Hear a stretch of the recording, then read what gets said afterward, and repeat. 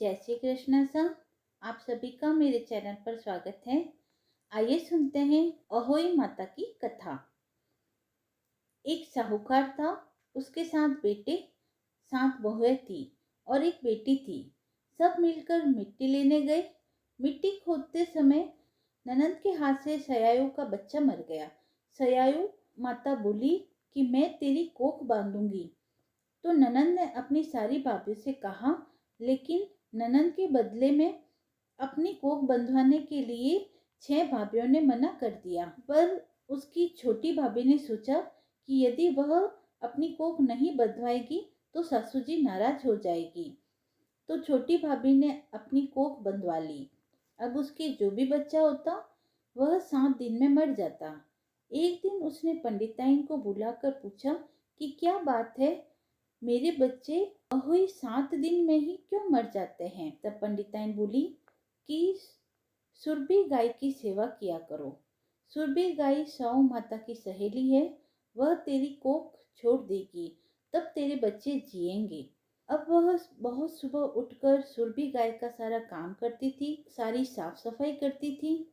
बहुत दिनों तक ऐसा ही चलता रहा। एक दिन गौ माता ने सोचा कि आजकल कौन मेरी इतनी सेवा कर रहा है, आज देखा जाए कि कौन मेरा सारा काम करता है। गौ माता ने जल्दी उठकर देखा कि एक साहूकार के बेटे की बहू है जो सारा काम करती है।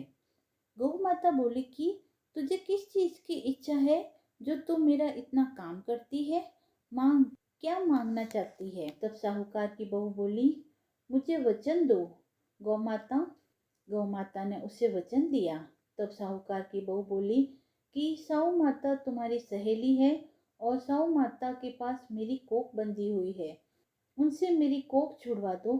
फिर गौ माता उसे 7 समुंदर पार अपनी सहेली के पास लेकर जाती है। तो रास्ते में बहुत धूप होती है, इसी कारण वह दोनों एक पेड़ के नीचे बैठ जाते हैं। थोड़ी देर में वहाँ एक सांप आ जाता है।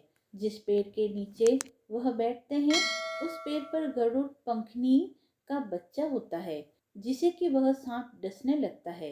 तो साहूकार की बहू उस सांप को मार कर नीचे फेंक देती है और बच्चे को बचा लेती है। गरुड़ पंखनी जैसे ही आती है तो वह वहां पर चारों ओर खून बिखरा देखकर साहूकार की बहू को चौंच मारने लगती है। तब साहूकार की बहू कहती है, मैंने तो तेरे बच्चे की जान बचाई है और तू मुझे ही चौंच मार रही है। सांप तो तेरे बच्चे को मार रहा था, मैंने तो तेरे बच्चे को छिपा कर बचाया है। तब गरुड़ पंखनी बोली, मांग, क्या मांगती है। वह बोलती है कि 7 समुंदर पार साऊ माता रहती है, हमें तो तुम उनके पास पहुंचा दो। गरुड़ पंखनी अपने पीठ पर दोनों को बिठाकर साऊ माता के पास पहुंचा देती है। साऊ माता बोलती है, आ बहन आ, बहुत दिनों बाद आई। साऊ माता बोलती है, मेरे सिर में बहुत सी जुएं हो गई है। तो गौ माता बोलती है, मेरे साथ जो है उससे जू निकलवा लो। तो साहूकार की बहू ने उसकी सारी जू निकाल दी। साहू माता बोली कि तूने मेरी बहुत भलाई की है, तेरे 7 7 बेटे और 7 बहुएं हो। बहू बोली कि मेरे तो एक भी बेटा नहीं है, 7 बेटे कहाँ से होंगे। साहू माता बोली, क्यों नहीं होंगे। तब वह बोली कि मुझे वचन दो। तो साहू माता बोली, वचन, ये वचन, वचन उक्त तो धोबी कुंड पर कंकरी हो। जब साहूकार की बहू बोली, मेरी कोख तो तुम्हारे पास बंधी हुई है। तब साहू माता ने कहा कि तूने तो मुझे बहुत ठगा, मैं तेरी कोख खोलती तो नहीं, लेकिन अब खोलनी पड़ेगी। जा, तेरे घर में तुझे 7 बेटे बहू मिलेंगे। तो 7 उजमन करिए, 7 अहोई माता, 7 मांडिया, 7 कड़ाई कराइयो। वह घर गई, देखा कि वहाँ 7 बेटे बहू बैठे हैं, बहुत धन हो रहा है। उसने 7 अहोई मांडल, कोई दीवार पर, कोई मटके पर, कोई कहीं, 7 उजमने करे, 7 7 कढ़ाई करी। उधर उसकी सारी देरानियाँ जेठानियाँ कहने लगी, जल्दी जल्दी चौका पूजा कर लो, नहीं तो अभी अभी वह रोने लग जाएगी। जब रोने की आवाज नहीं आई तब जेठानी ने देवरानी के घर अपने बेटे को भेजा और बेटे से कहा कि देखकर आओ, आज रोने की आवाज क्यों नहीं आ रही है।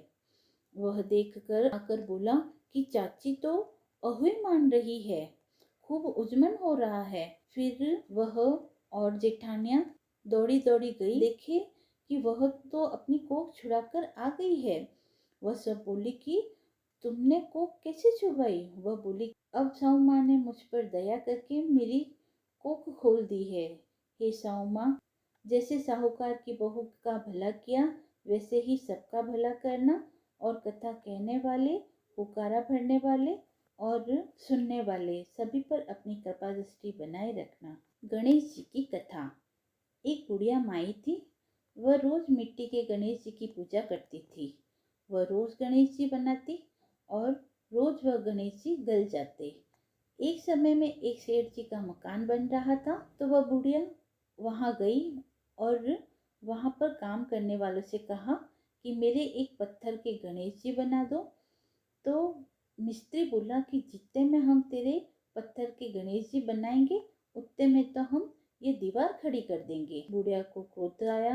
बुढ़िया बोली राम करे तेरी दीवार टेढ़ी हो जाए। ऐसा कहकर वह चली गई। अब वह मिस्त्री जैसे ही दीवार बनाता वह हर बार दीवार टेढ़ी हो जाती। वो चुनता जाता और फिर से दीवार को ढाता जाता, चुनता जाता और दीवार को ढाता जाता। इस तरह करते करते शाम हो गई। शाम को जब उसके सेठ जी आए तो उसने कहा आज तो कुछ भी काम नहीं किया।